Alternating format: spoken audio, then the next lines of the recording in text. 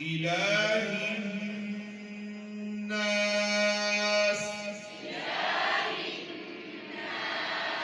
من شر الوسواس الخناس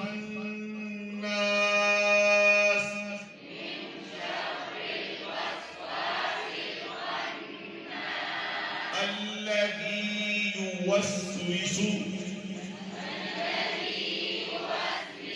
في صدور الناس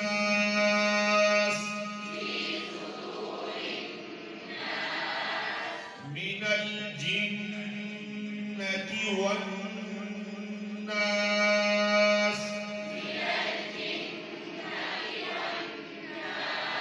صدق الله العظيم.